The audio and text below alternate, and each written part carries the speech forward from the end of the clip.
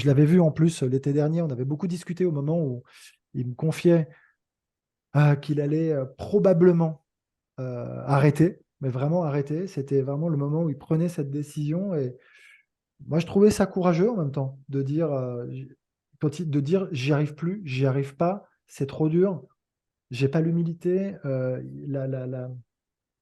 les montagnes sont trop importantes à gravir.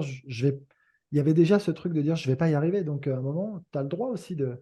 Tu as le droit. Enfin, je sais pas, je voyais ça aussi comme ça. Et j'en avais parlé avec Arnaud Clément, qui lui disait l'inverse, évidemment. Il disait mais non, il est fou, il peut encore jouer, il faut qu'il continue, il faut qu'il s'accroche. Il y a deux regards différents. Et le mien était très différent de celui d'Arnaud sur, voilà, sur son cas. Le risque, c'est de le regretter après si tu te donnes pas, je sais pas si c'est sa dernière chance, mais si Je tu crois que c'est essayes son pas dernier de. objectif. En tout cas, il avait besoin Les peut-être Jeux d'un Olympiques, objectif. Il a ouais, mais dit que là, c'était les Ouais. Jeux les JO, Olympiques voilà. et que voilà, ensuite, a priori, il arrêterait quoi. Bah, il faut toujours un objectif, de toute façon, hein. Si Ouais, tu c'est ça, repars il faut pas une sans objectif. carotte, ouais. Quand tu repars d'aussi bas en plus. C'est Pour ça. sûr. Non, mais c'est fou parce que c'est pas le joueur dont j'aurais pensé enfin, qui je pensais que ça pouvait arriver. Il était quand même sur une progression constante. Il est très haut quand même. Moi, j'ai eu la chance, vraiment la chance d'être au bord du court, sur le match contre Nadal à l'US Open.